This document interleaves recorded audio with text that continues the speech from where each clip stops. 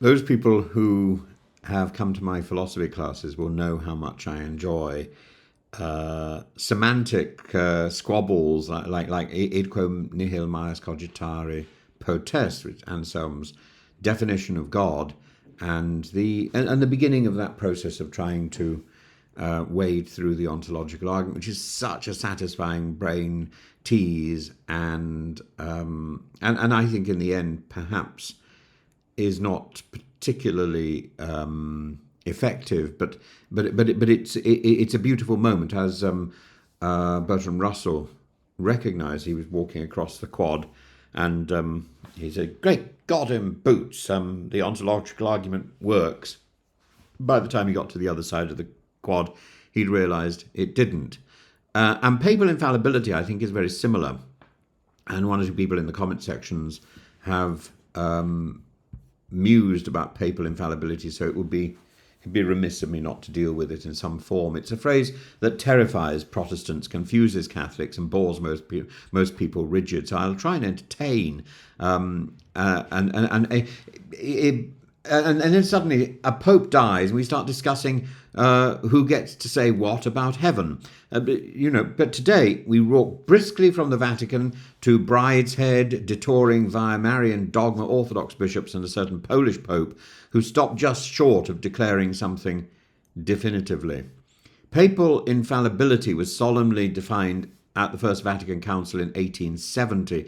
The context was defensive. The Church had lost the Papal States and was surrounded by modernity.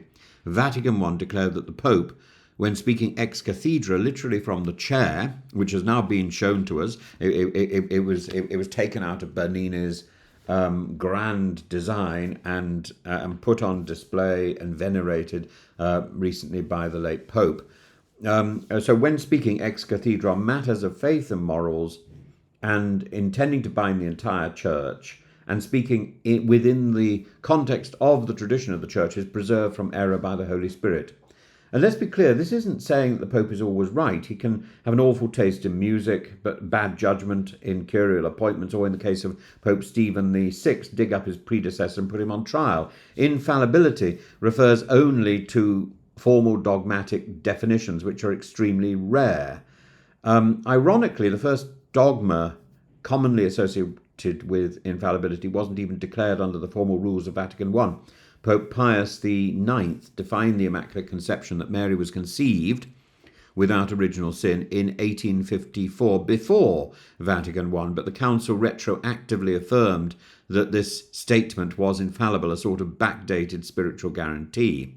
Then in 1950, Pope Pius XII proclaimed the Assumption of Mary, and this again was also a little bit of a semantic muddle, that she was taken up body and soul into heaven, and here the Church's linguistic gymnastics deserve, frankly, applause. Pius carefully stated that Mary was assumed when the course of her earthly life was finished, no mention of death. So the Dormition of the Virgin, which is such an important feast in the Orthodox Church in the middle of August, and if you go into an Orthodox church and you face the iconostasis, and then you turn around and you look back at the main door, you will generally see an icon of the Dormition of the Virgin, with the Virgin Mary on a bed, and Christ behind her taking out her soul. So the Catholic Church doesn't mention her death, and this elegant phrasing allowed the Eastern tradition, which believes that Mary had died, and the Western tradition, some think she didn't die, to shake hands without throwing theological punches. And this incidentally brings us to the delicious line in Brideshead Revisited, when Cordelia is describing grace as like a twitch upon the thread, and says of Lady Marchmain's endless prayers for her wayward children that there's a special kind of rain called grace, spiritual rain, and it's delivered in mournful tones by John Le Mesurier, who's talking with the fellow who's trying to convert to Catholicism, and there it comes out as even. So if the Pope says that it rains, is it raining spiritually? Even if you can demonstrably say it's not raining, it's a lovely moment in the 1981 ITV adaptation. It's a reminder that infallibility doesn't guarantee spiritual dryness, nor always clarity. And that brings me to John Paul II. So Did John Paul II use infallibility? And I think he at one point said that he was speaking infallibly. In 1994, he declared in the Ordinatio Sacerdotalis that the Church has no authority whatsoever to confer priestly ordination on women, and that this judgment is to be definitively held by all the faithful. So, was this infallible? Rome said that it was definitively taught, but newly defined. In other words, the Pope was repeating infallible teaching, not creating it. So John Paul II skirted the use of infallibility while reinforcing something that the magisterium had always held, a bit like a headmaster saying, this rule has always been in place, I'm just reminding you. And canonists and theologians still argue whether this was infallibility in practice or merely a very stern memo. But if you look at the doctrine of infallibility, it seems to me that it means you can't say anything new. You're simply confirming what has always been the case, or confirming that clearly. So from this point of view, maybe John Paul II produces the third infallible statement. So how does this compare to the Orthodox Church? The East has no singular infallible bishop. Instead, it holds that the Church as a whole, guided by the Holy Spirit and expressed through the consensus of bishops, is infallible. So in practice, the Orthodox have not proclaimed any new dogmas since the 7 ecumenical councils, but before that, the Church as a whole was speaking infallibly in, for example, the Nicene councils, the first and the seventh councils.